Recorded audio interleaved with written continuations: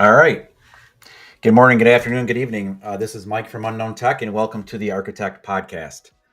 This is episode 13, and we'll be talking about what I deem as hybrid AI today. We'll get into what that means in a minute. But before we start, I want to just remind you that I believe that there's a better stream quality on the YouTube channel. So here's the YouTube link below. You can actually see that below in the caption here. And if you want to go to a better quality stream and interact with the chat, then you'll have to use YouTube, and there's the link below. So I'll leave that up there for a few seconds, and we'll get into talking about today's agenda. So the last episode, we really focused on using third-party tooling with Nutanix Enterprise AI, and I actually got some feedback on that, and it was good feedback. And some of the feedback was, well, Mike, I don't need to use Nutanix Enterprise AI for all my AI use cases. And you're absolutely right. You don't. And I'm going to talk about when that matters, right? The most, right? When you're going to want to use an enterprise grade solution and when you're not going to want to use an enterprise grade solution. And I'm going to walk you through a real world workflow with real demo, with real application, right? On how you could consume this from a private AI perspective to an enterprise grade AI perspective. And what I mean by that is, I mean that I believe that there are, generally speaking, 2 to 3 areas around AI, right? There's personal AI, which you could say is private or public. I would consider it both. There's private AI, and then there's public AI, and then there's private AI, right? Consumption and services. And I'm going to talk about that a little bit more here and map this out a little bit. So yeah, once again, we're going back to the whiteboard, or in this case, the blackboard. But the reality is I believe that there are really 3 areas, right? There's personal AI, okay? There's public AI, and there's private AI. Well, if I could spell, well, say it's a P. Okay. And each of these areas, right, has different service capability, right, requirements, and safety mechanisms, right, around where you could use these types of services. So, for example, personal AI might be some sort of something like ChatGPT, right, where you're using it for either um, you know research, or maybe you want to do some sort of personal enablement, do some learning. So you do research, learning, all right, etc. And really those use cases are around things that are personal to you. So, and you could use other quote unquote public services. And this is a public service, ChatGPT, but I'm going to talk about the difference between public and private in a minute. But personal is really around how can you better your day to today, right? Whether it's through some sort of consolidation of a process, or excuse me, automation of a process, or enhancement of something that you do, right, on a day-to-day basis that takes time, where you want to get that time back, right? So, for example, maybe you do appointment setting, or you're planning a vacation or something like that, right? Personally, I use AI more around enablement and research, okay, for personal AI. I'm going to talk about how I'm going to use that in the demo, okay? Public AI is really around, again, it could be ChatGPT, right? It could be other services. Let's just say ChatGPT, uh, or OpenAI, right? Same thing in a sense. ChatGPT is the front end, right, of the OpenAI model, right, in a public facing, but you can actually connect to OpenAI models from a application perspective, a service, right, that you built. And this could be in the enterprise or a business, right? This could be a business app or service that you connect back to an OpenAI model. Now, I call this public because what you're doing here is you're consuming a public service, right? And by the way, they can privatize these things. So, people say that, oh, if you're going to use these services like an OpenAI backend or something like that, or a Microsoft Copilot, they can still privatize that and make it look private, meaning they can segment that off and they can say, oh, their data is not shared, but the onus is on them. So you're trusting them, you're putting trust in them to make sure that your data is fenced off from other users' data, right? The output is not shared. The proprietary information that you're sharing, right, within the solution, whether it's an ingest of a prompt, right, or it's the output of that, is not shared with other solutions or even broadly with their models, their proprietary models, right? Now, there's a problem there, and the problem is trust, right? And cost. And I talked about cost in the past couple episodes around using public services because every time you hit the API endpoint, you're being charged. Okay. Now, I'm not saying that these services shouldn't be used. Okay. But what I'm saying is you need to determine if these services are safe for you to use and the cost model, the cost to value is there. Okay. I always talk about AI from a cost to value perspective, right? Always at the end is value.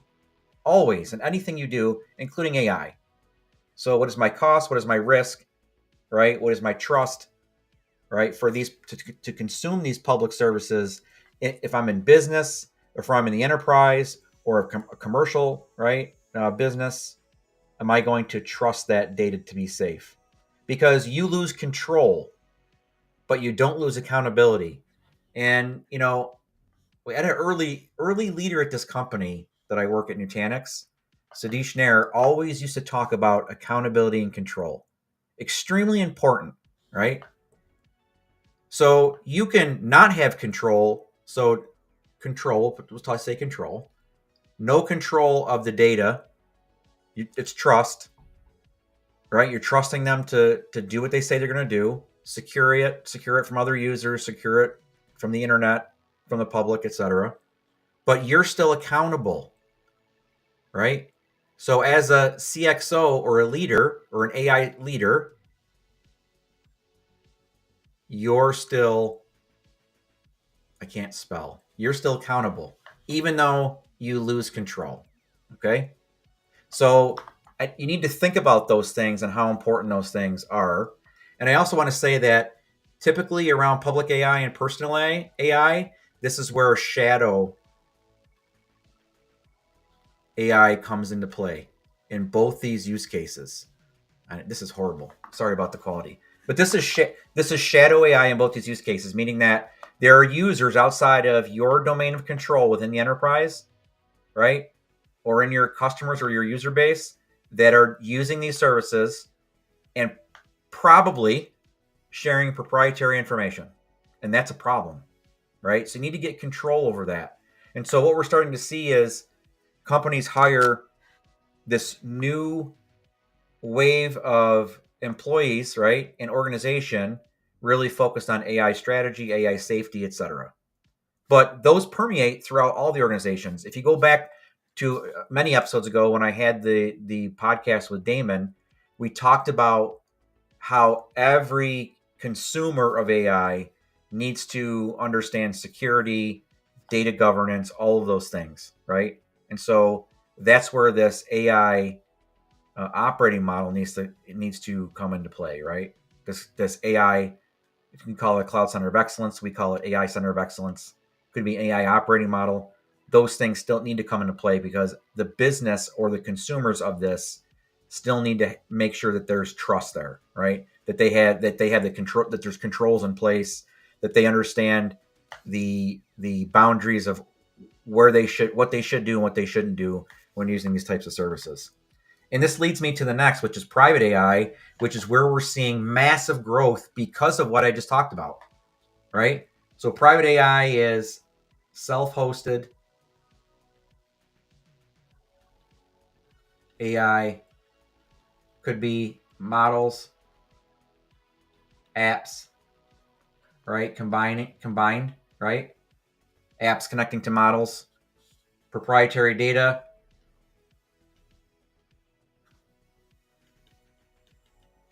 right? Extremely important, right?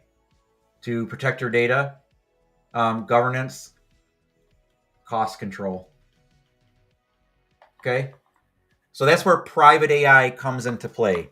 And this is what we're seeing. We're seeing people start to the left with public AI. I'm not going to talk about personal AI because personal AI is more about, individual users. As long as they're using it correctly, if they're in, outside of work, that's, as long as they're not talking about your proprietary information, that's on them, right? That's on us. So what I'm talking about is if they're using personal AI and sharing proprietary company information, that's a problem, right? If they're using public AI and they're unaware of the guardrails, or they lose control, or they're not understanding the cost, right? And they're using public services like an open AI API endpoint, right, to connect to like GPT-4, GPT-4o mini, things like that, right? That's a problem as well if you're not governing that, right? From a cost perspective, security, it's up data security or data perspective. Private AI is where this market is shifting to, okay? And it's extremely important, private AI, because it addresses the problems that public AI deliver. Now, there's a trade-off. In anything we do in technology, there's always a trade-off, right? Always.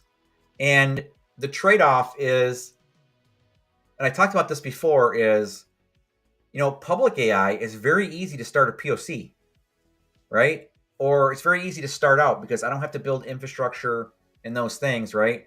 It's managed for you, right? And by the way, public AI could also be like services like CoreWeave, service providers like CoreWeave, as an example, providing you GPU capability, accelerated compute capability. So all those things fundamentally wrap under this public AI domain, including public cloud, like Amazon Bedrock, SageMaker, Azure AI services, etc. Okay. But again, the market is shifting. You're seeing people start here, and I think you're going to see a similar story, somewhat, right? And when I mean a similar story, I'm going to kind of diverge to public cloud, right, from a comparison perspective. And the story is I'm all in on public cloud pre-COVID, and now post-COVID, I'm not all in on public cloud. I'm using cloud smartly. Okay. The same applies for AI. And this is what I'm going to get into through the actual workflow. Okay. But the majority of what we're seeing here is this move to more privatization of AI services within the workforce. So let's get into a demo to actually understand what I'm talking about, because I think, unfortunately, this is like chicken scratch to you guys. I get it. Hopefully the me explaining it will you'll understand where I'm coming from. I'm trying to explain this, but the reality is there's this shift to private AI in the enterprise, okay, and even from a individual user perspective, and I'm going to talk about that here. So I'm going to talk about, actually, let's go back to the whiteboard because I want to talk about the demo real quick. I'm going to set the demo up. So let's clear this canvas. And the demo really starts at a combination of using public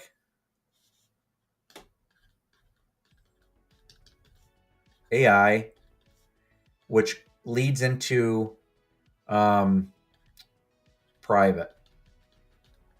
AI services. Okay.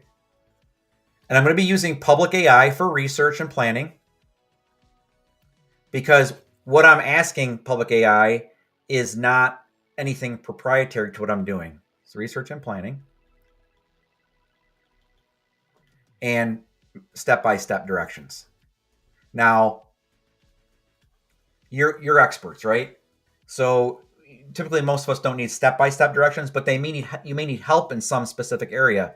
Maybe there's something that's being asked of you, right? Whatever job it is, but you're not an expert in that and you need additional expertise or a best practice, right? Or an example, right? And public AI is great for that. You don't have to divulge company proprietary information when doing that. Okay. Now, I'm not saying that you break any company policies, by the way, right? because you could have a company policy that says you do not use any public AI services. The company will provide AI services or approved AI services for you. You still need to follow that direction, okay, as an employee, all right?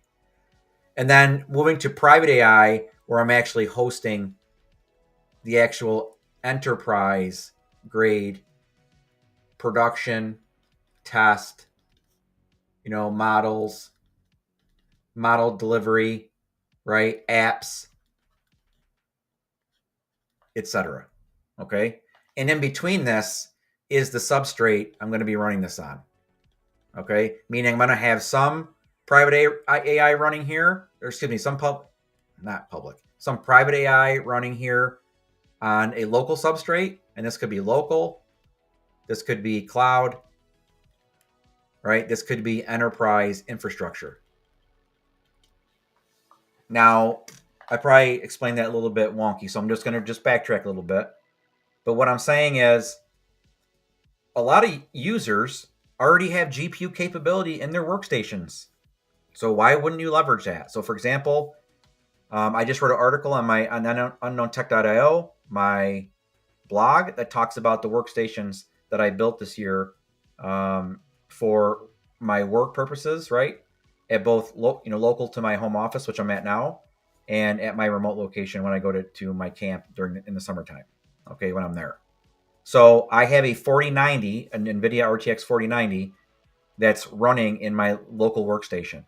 So I want to use the power of that without having to pay for a service. And I'm going to show you how to do that, okay? And then I want to be able to use an enterprise grade solution as I deliver applications, right? And test applications and put applications in production. I want to be able to do that on enterprise grade infrastructure. So where does this lead me to believe? Where is this conversation going? The conversation's going here. Hybrid AI. And I know what you're thinking. Oh, here we go. Another buzzword, right? I'm only calling this hybrid AI because I'm going to combine both of these to get to an outcome. And that's what the demo is going to show. So we're going to start with using a public service like Perplexity that I pay for, okay? And I'm going to use it to do some research, planning, and strategize for what I'm being asked to do, okay? Then I'm going to leverage the power of my local compute, right? And actually creating the code that I need to create. And then I'm going to, after I push the code, I want to be able to leverage the enterprise infrastructure to where that application lives and leveraging the AI services, model services through Nutanix Enterprise AI. Okay, so this is the workflow that we're going to actually get into. And I'm going to set it up here basically as a use case.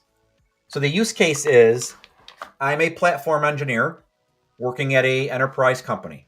Okay, and through requests or actions, okay, from a developers, right? Maybe it's through a process, a CI/CD process, that the platform engineers get a request that the developers have built this AI chat application, and they want the platform engineers to actually deploy it based on the requirements. All right, and they want to integrate that it's our job to integrate that into our local AI services, which is using Nutanix Enterprise AI. Okay. So fundamentally, this is a use case. It's going to be a very high level use case. I'm not going to get very in depth. And you're probably going to say, well, I won't use certain AI aspects for that use case. I'm not asking you to use it for this specific thing. I want you to think about the possibilities of how you're going to use this. Okay. So I'm in Perplexity now. I have a pro account. I pay for this. Okay. So this is my personal account. And I'm going to ask it a question. And the question is, I'm going to give the prompt. And I'm going to set the prompt up. I'm a platform engineer. My developer just completed an application that allows testing of several AI models through a simple chat application that they built. This application needs to be configured to be deployed on Nutanix Kubernetes platform using Nutanix Kubernetes GitOps. Walk me through the steps on how I should tackle this. So this is me planning, right? To do this, to do what I'm being asked to do.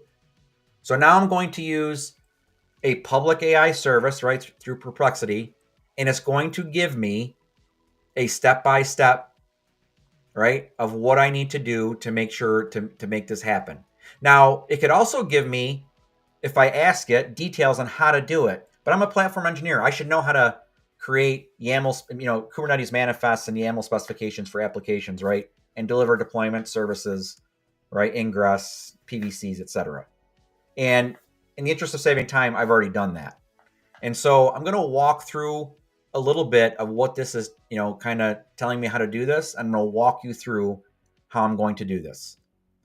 So the first thing I'm going to do is I'm going to set up my Git repository, which I've already done on GitHub. Now, I know what you're thinking. Mike, we're not going to use GitHub. We're going to use an internal Git solution. I get it. Doesn't matter. The same applies, okay? I'm using GitHub, all right? And I already have my AI apps repository already configured, and it's a public repository, which you would never do as well. You would have, right, a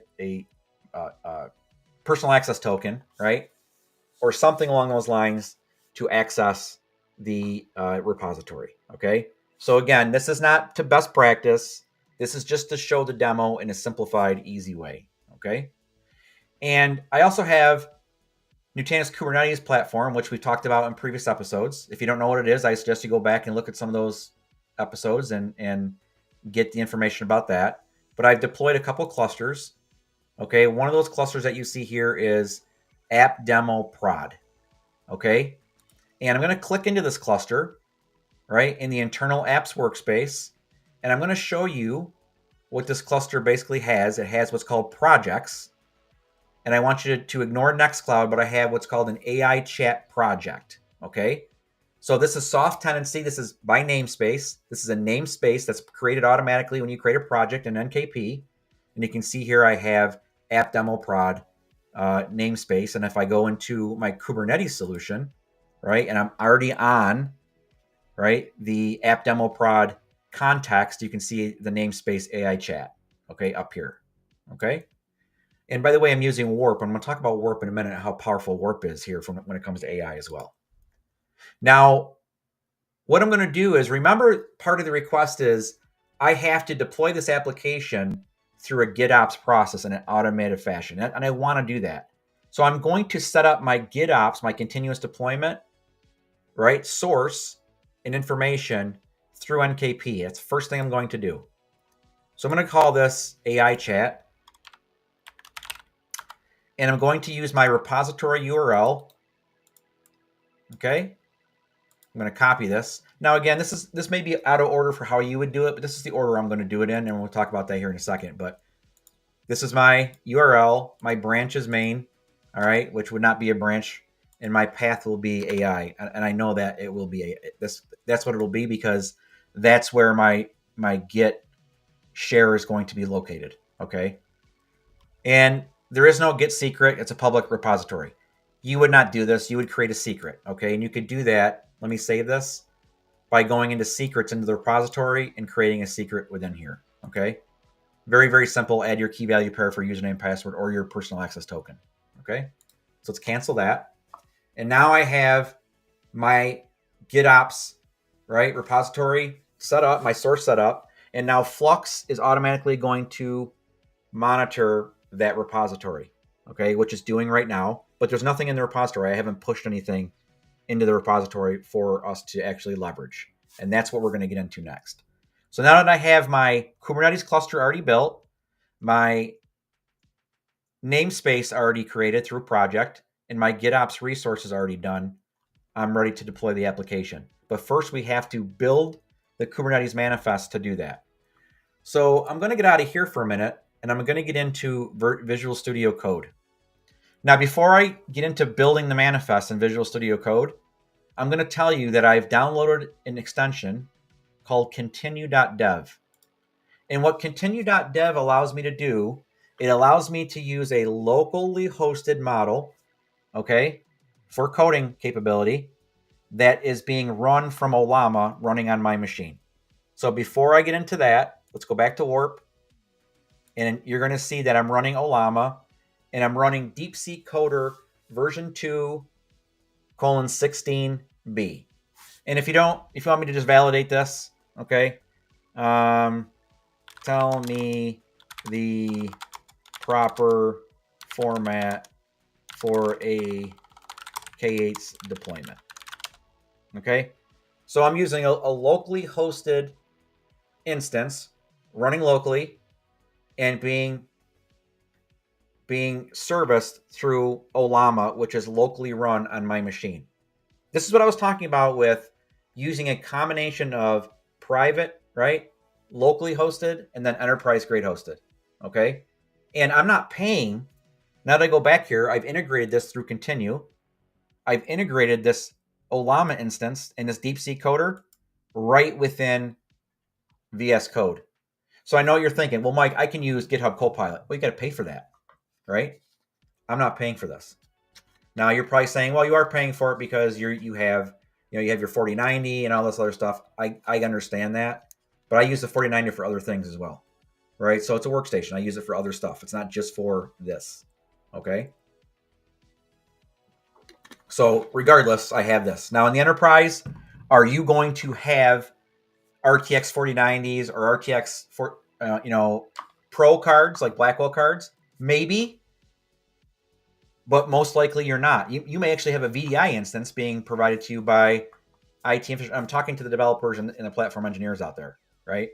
You may have a VDI instance that's provided to you where you don't have any GPU acceleration. So what do I do in that case? I'm going to talk about that a little bit later. But think about Nutanix Enterprise AI hosting like a CodeLlama model or something like this, right? Where you can still use continue.dev, or you can use a product like Codo, which formerly Codium as an example, right? Where you can use it for your development use cases that I'm going to use it for.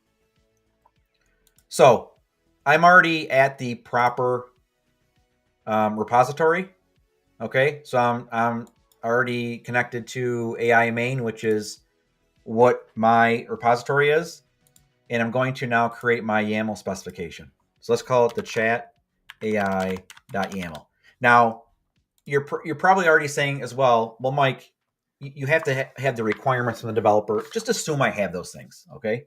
Assume I've already gone through the process of getting the requirements from the developer. And the requirements are very, very simple, right? It needs to be accessed through DNS. There's no network policy that needs to be created, although you could have a network policy, right? Maybe security will come back and say, well, I need you to lock this down, integrate a network policy. I don't have that. I have basically 4 YAML files, a deployment, a PVC, a service, right, and ingress. Okay, and that's what I have.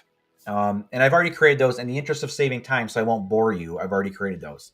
But if you wanted to, this is Copilot. I don't want to ask Copilot, right? Because I don't want Copilot to be installed. What I want is I want to be able to use Continue, right? So what you can do is you can ask DeepSeek, right? If you had a problem or needed information, you can ask, hey, can you give me an example of a K8's manifest for a service load balancer using Metal LB. Okay, and now I'm using the power of that same Ollama model, right? Using DeepSeek Coder, and it's giving you that. And you can also, I can actually create this file if I want, all right, and bring it over, but I'm not going to do that, okay? So essentially, I've already created the files. Remember, I said you're a platform engineer, you have Kubernetes expertise, you should know how to build manifests. There could be some formatting help, and I'm going to get to that in a minute, right? And because YAMLs are, like, if you have a large YAML, that could be very, very, very, unwieldy to kind of navigate and make sure all the syntax is correct, okay? And I get it, Copilot will do the same thing, but again, you're paying for Copilot. I'm not paying for this, right? I'm using the power of my RTX 4090 locally in my workstation, and I'm using this locally hosted and integrated with VS Code, all right? So let's go back, and what we're going to do now is I've already created these manifests. This is going to be a little unwieldy, all right? So let's go back. And let's do LL. I think I already have the chat app here. Yep, so NAI chat app. So let's go there. Let's do an LL, right? So we're going to do the deployment. So let's do the VI NAI deploy. Now I'm going to copy this. And I'm going to paste it in here. Okay. Then we put my dividers in between, right? And now I'm going to go back to, I know this is a little unwieldy, so just bear with me because I wanted to do this and save a little bit of time. Now I'm going to do my PVC.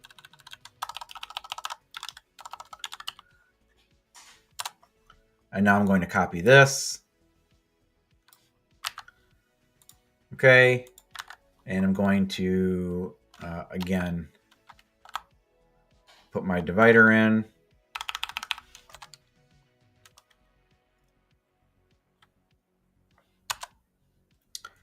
All right, now I'm going to go back and I'm going to get my service.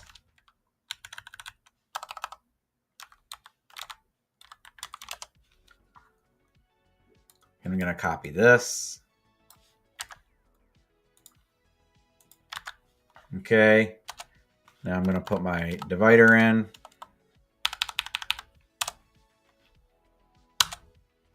And now I'm going to put my ingress in, and that should finish it here. So hang on one second.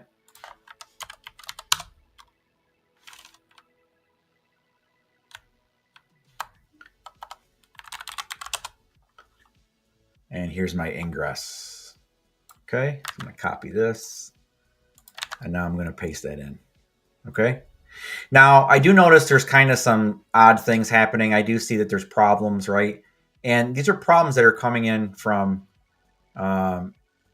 here. So what I'm going to do is I'm going to highlight all of this, and I'm going to ask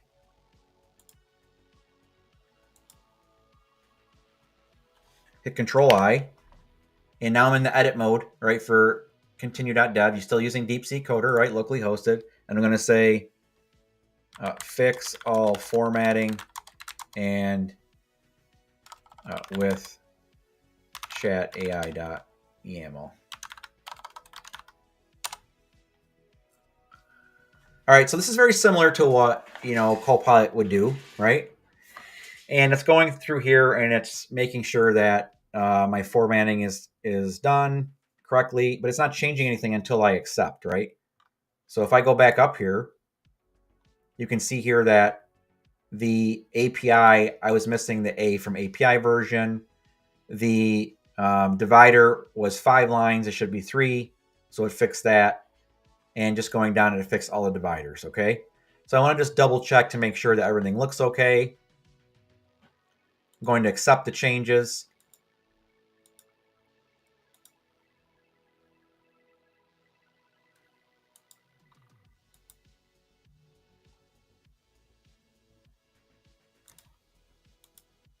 Okay. Now I could have just hit accept there, but I want to go through line by line just to make sure. It's on, it's one of those things I want to make sure, right? I write these things, right, all the time. So there's things I want to just double check myself instead of just doing a blanket accept to go through. So I want to make sure just everything looks okay, right? This is the chat app that the developer actually went through the CI/CD process, right? Uploaded to the image registry. Okay, it's called NAI Chat App 0.12. Okay, and that's the chat app that they want deployed. So what we're going to do here, now that it's done, is we're going to take the chat app. Let me just make sure the namespace is correct. This is something I always check. Okay.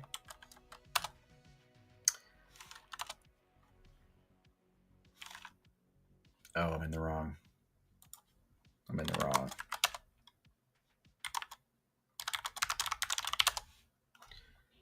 AI chat is the, okay. So AI apps is the namespace. That's wrong. It should be AI chat. So I'm glad I looked. Let's go back into the file. And now we're going to hit Control I again. Can you replace all namespace AI apps with namespace AI chat?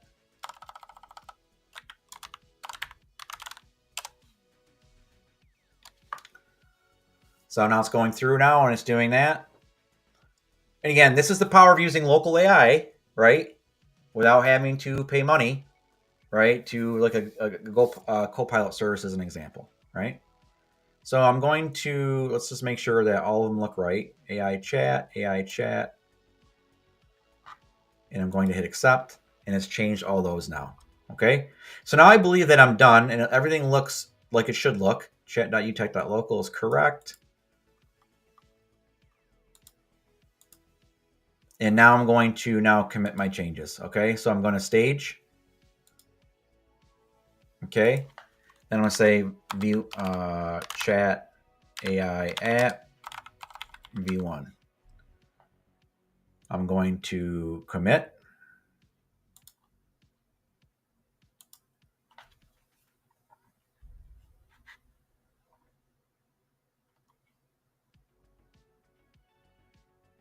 Okay, now you see it here.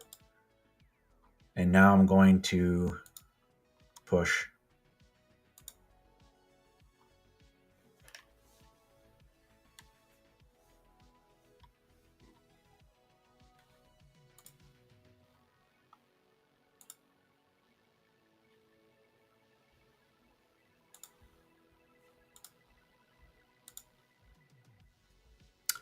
Okay, so now you saw that my chat app is being pushed to the repository.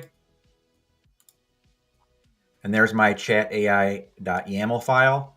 And now what we're going to do is we're going to actually go in and we're going to look at this and say, okay, get pod or get all. Actually, you can't do a watch on all, unfortunately. So I'm just going to do a watch here. And while we're waiting for Flux to pick this up and NKP to deploy it through GitOps, I'm just going to go back and just talk about what I did up to this point, right? So I got a request. The request basically is from development that said that I need you to deploy this application on a Kubernetes cluster where people can access and test different, different AI models. Okay, and the chat application has the configuration built in when we show you the chat application when it's deployed or post deployment. You're going to see that there is a way within the application itself to actually configure different models to actually test. But where are those models being hosted? And we're going to talk about that here as we wait. So now that that's being done, we're going to go back into our dashboard of NKP. And you guys, if you saw my previous AI sessions around Nutanix Enterprise AI, you know that I have Nutanix Enterprise AI set up already and configured, but I went back and removed it, and I actually deployed it via NKP this time. So before I deployed it outside of NKP, and this time I deployed it within NKP. So I removed it from the AI cluster. This is the cluster. If you recall, the cluster has has a node pool with GPU capability, and it has one Nvidia L4. Okay, and you can see here it's passed through to that node pool. Okay, it's also running the NAI service. So because I've deployed it through the actual NKP application catalog, I can now access it through the dashboard.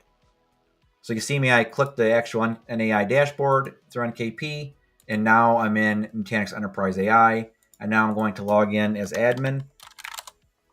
Now you would not be logging in as admin.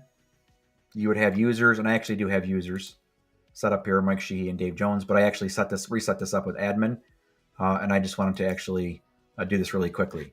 So you can see here I have all these models that I've downloaded to use, but the first model that's being requested to be tested is this Llama 323B instruct. That's the first model, meta developed model that they want to be tested. And so I built an endpoint within Nutanix Enterprise AI. And again, I'm not walking you through how to do this because I've done this in previous podcasts. That now I have this endpoint running and ready to be leveraged. Let's make sure it's working. You can see it's working. Okay. And I have my endpoint information and I have my API key. And that's important because I'm going to insert that in the application that I'm deploying to make sure I can connect and test.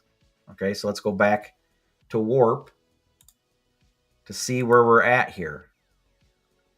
And it's taking a little while.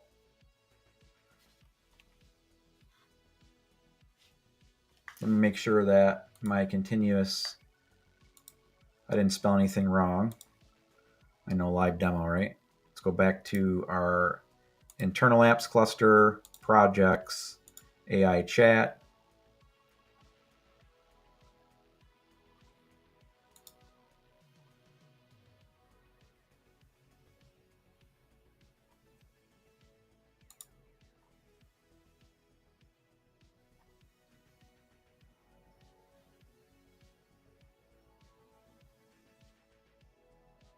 AI chat.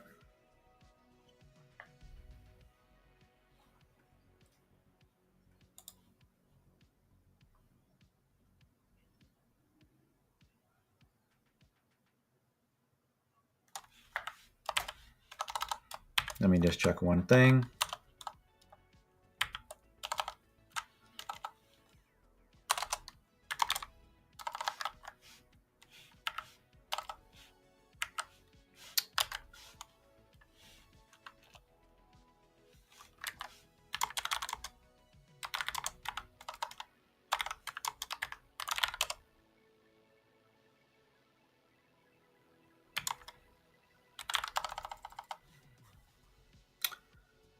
Okay, that didn't deploy. Maybe I'm not waiting long enough, but just give it a few more minutes. But what we're doing here, we'll give it a few more minutes. If it doesn't deploy, we'll manually deploy it, and I'll figure out what I did wrong on the GitOps side. But essentially, what I was trying to show was the GitOps piece was just kind of a bonus.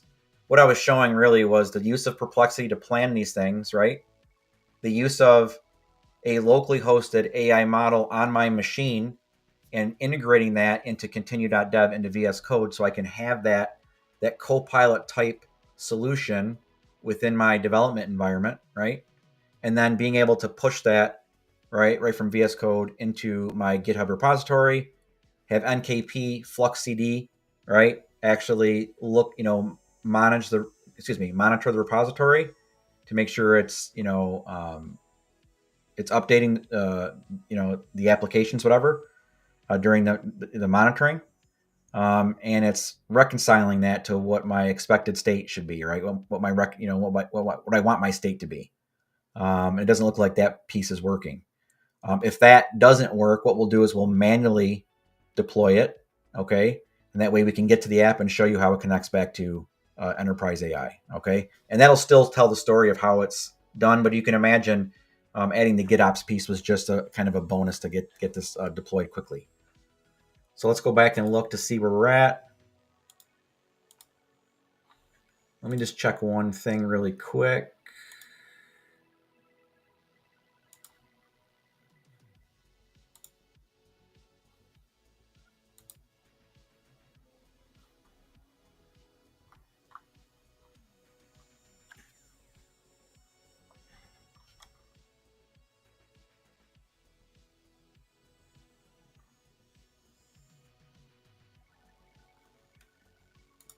Let me copy this. AI chat, GitOps source name, AI chat. I wonder if that's the problem because they're the same, but I don't think that's the case here. Let's do this and just check it out. See, make sure.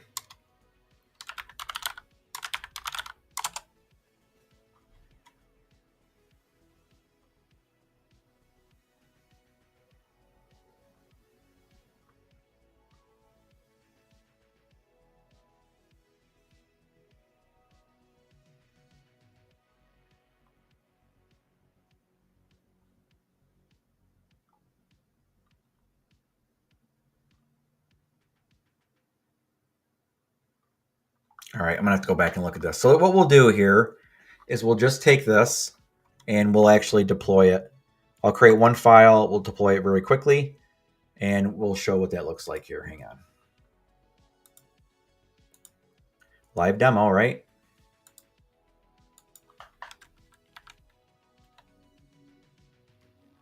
Okay.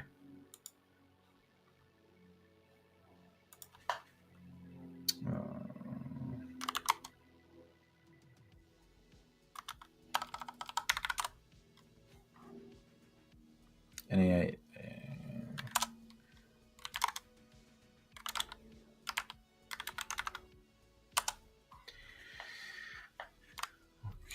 insert and then, okay.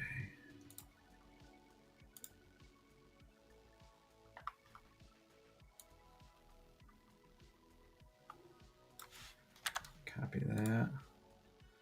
And we'll go back into warp, paste that.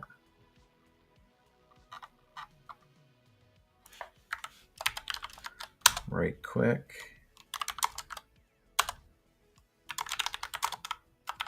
We'll apply it.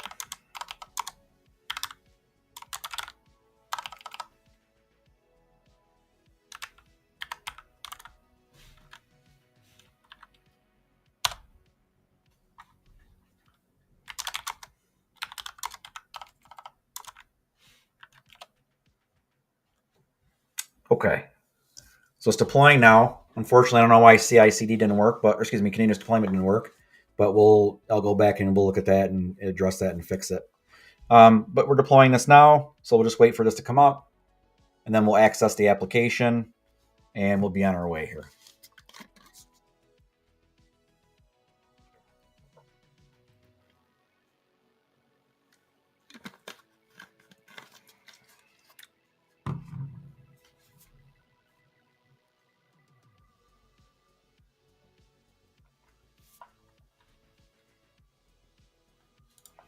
Okay, that pod is running now.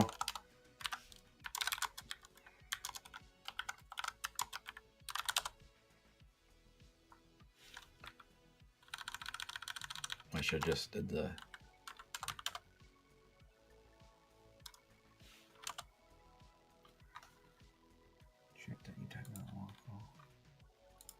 Okay, let's go to the...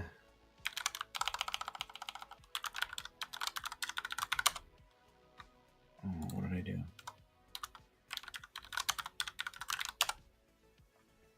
Okay, so now the app is up. Thanks for bearing with me there. And you can see here, this is basically a chat app.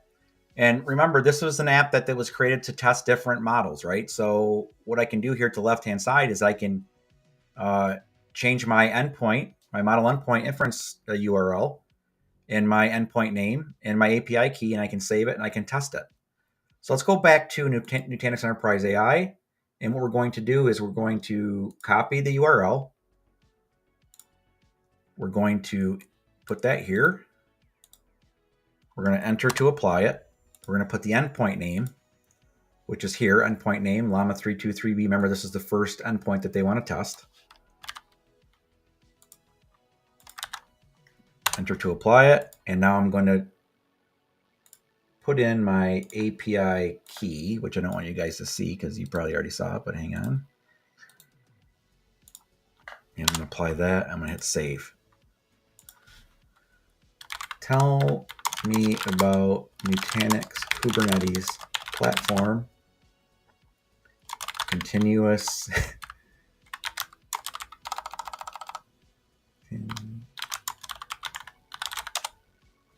Okay. Now you're probably wondering, well, is it working? It's working, right? We're getting information back. It's actually going to this endpoint, hitting this endpoint, and it's going through and giving information back. Now, remember what I said. Let me just stop this. That this was an application going to be used to test different endpoints, right? So why don't we do that? Why don't we go into Enterprise AI, look at the endpoints, and you can see here I have two other endpoints. Now, one's a vision model and one's a code model. I'm not going to use either one of those. I'm actually going to create a new endpoint. So what we're going to do is hibernate this endpoint. So I'll hit hibernate. Okay, and I'm actually going to create a new endpoint. And we'll call this pod test. And we'll choose another model. Here's Mistral. We'll use that. We'll use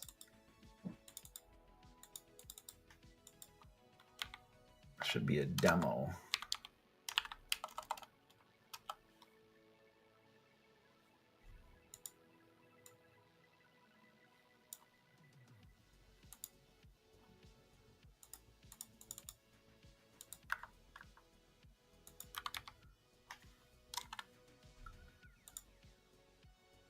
Huh.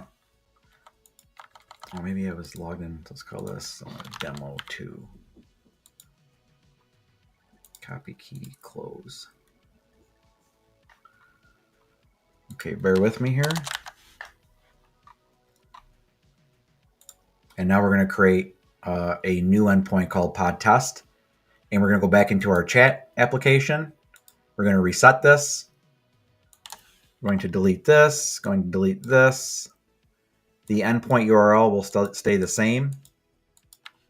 So we'll hit enter there.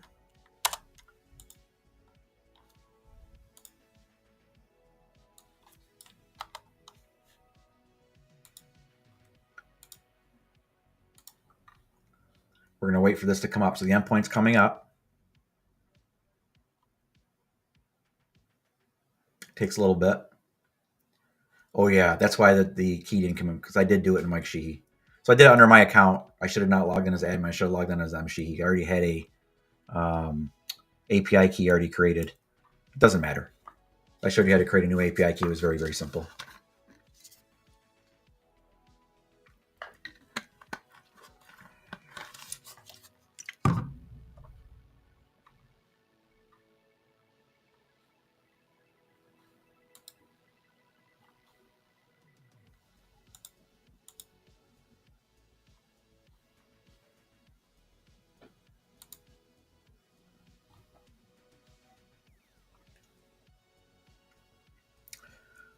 So I can look and check to see what's happening here. So let's do this. Let's do kconfig.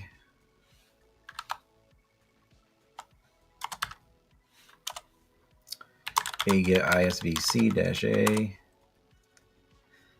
All right, so it's not up yet. So I'm waiting for the inference service to come up for this. This takes a little bit because what we're doing here is we're actually creating the inference service pod, and we're passing through the GPU and loading the GPU memory with this model, right? So it takes a little bit depending on the size of the model. It could take a little while. 323B is pretty small, so that's why this would take very, very little time. Because it's only 3 billion parameters, right? So it's not a very large model. I don't remember what this model was. Let's see. In size. 7 billion parameters. So, twice as many parameters as the 323B model. So let's see what happens here. Okay, now it's up and active. So first thing we're going to do is we're going to test it to make sure it's working. And it's working. Okay, so it's done here. And now we're going to, again, copy the key. We're going to put the endpoint name in. The endpoint name is pod test.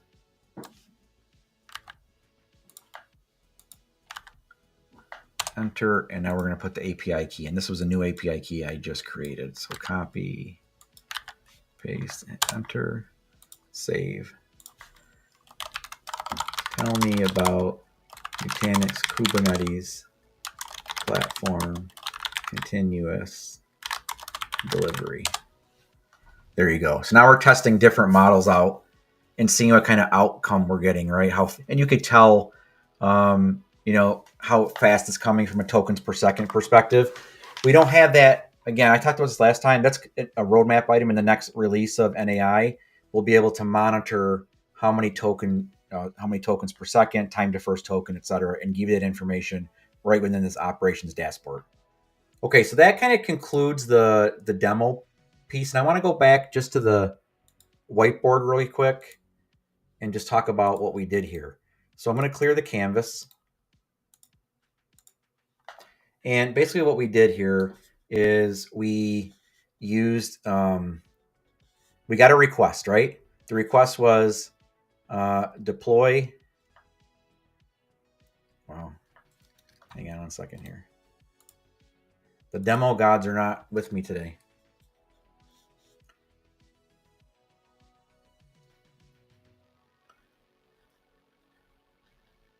Deploy AI chat app.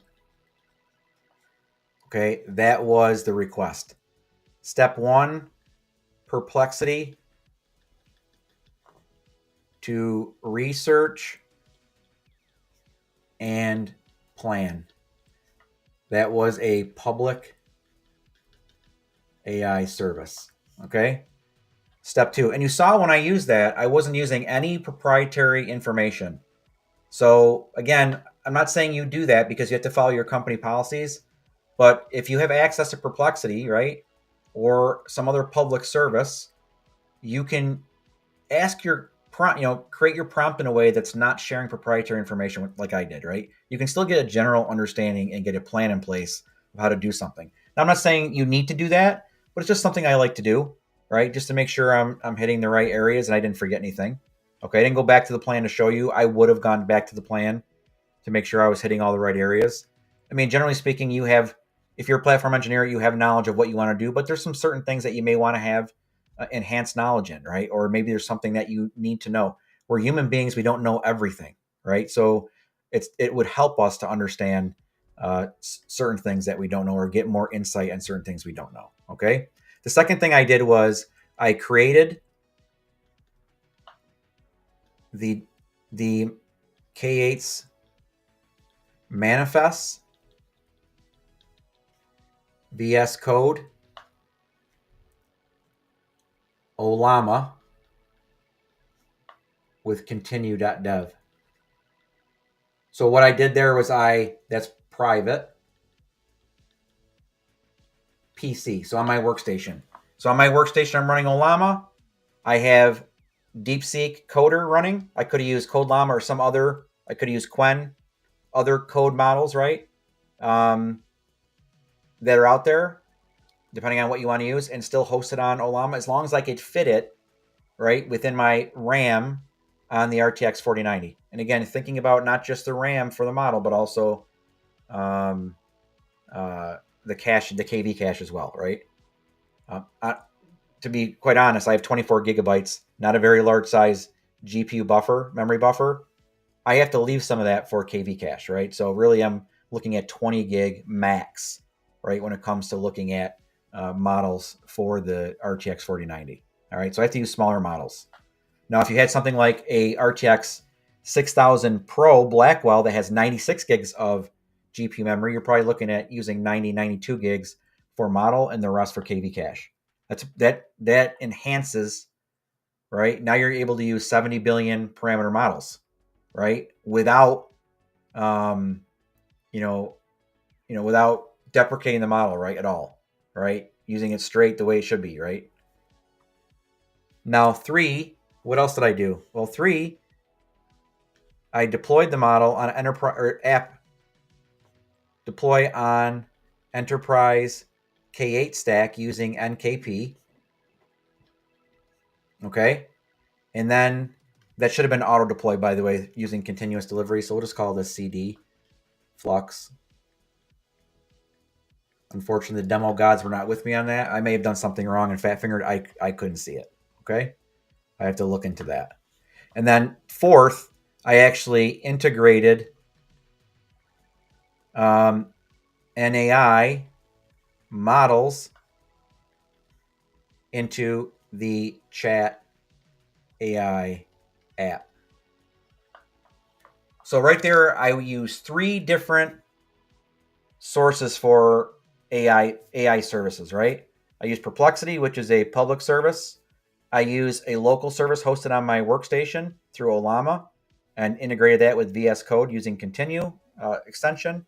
And then I used Nutanix Enterprise AI to actually leverage, connect the app to AI services. And that's kind of how the flow would work. Now, what I will tell you again is you could, and I'm not saying if you didn't have a local GPU instance, or you're on a VDI instance as an example, or you have a laptop that doesn't have a very large, GPU instance, right? Or GPU capability. You could be on a Mac, right? Even those new Macs have pretty significant, if you have the Mac, right? The M4s, they have pretty significant unified memory. I mean, I'm seeing 512 gigabytes where you can actually carve out a lot of that out and leverage. The problem with that is, in some cases, is the GPU memory speed. Okay, it's actually not bad on the Macs. When you start looking at, and that's why I'm using my RTX 4090, because the GPU memory throughput is phenomenal. Okay, Now, the problem I have with the 4090 is the 24 gig memory buffer. It's small. Okay. So I get to use smaller models, less accurate models. But I will tell you, even these newer, smaller language models are becoming more accurate because they're constantly being enhanced. Okay. Next thing I did was deploy, and then I used enterprise AI from an application perspective to leverage an enterprise AI service. Okay. And that's what I'm talking about. And just to go back really quickly, the last point I want to make is if you have multiple developers and you want to use your own code templates or examples of your own code using something like RAG, you would use something like Enterprise AI, Nutanix Enterprise AI, to service those models through a RAG function, and then use something like Codium to integrate into VS Code or your tooling of choice. Okay, so versus you actually setting up like an open source solution like continue.dev, hosting an Ollama model on your machine, which you probably could, which you wouldn't be able to if you didn't have a GPU, right? You could actually do that through Nutanix Enterprise AI as well. And we have customers that do that as well, especially in larger development environments. And folks that don't want to go out and pay for a GitHub Copilot or use a public service where they want to make sure that their information is proprietary, even in how they code, even in their templating, all those things, right? That's proprietary information. And you want to save those, and you want to save on cost as well. So I apologize for not having the demo not go 100% smooth, but I think you get where I'm coming from when I talk about hybrid AI. So if I go down here, hybrid AI is real, right? And it's out there today, right? People are using different solutions for different use cases. There's not this all-in-one solution that's going to do everything for you, right? I will say that Nutanix Enterprise AI can cover a gamut of use cases, but you still may use a Copilot from Microsoft or a Perplexity or something like that for research or some other things as an example, right? Like, who's going to do a better Microsoft Copilot integrated into Office, and maybe you want to use it for SharePoint or doing something, to feed SharePoint information, or you want to use it for email or managing emails or those types of things. I consider that more personal AI. Like, we're not going to use a Nutanix Enterprise AI to do that. That's why I'm saying this hybrid AI solution, right, environment is where you more likely will be. Okay, so again, I hope you enjoyed today's session. I know I went a little bit long.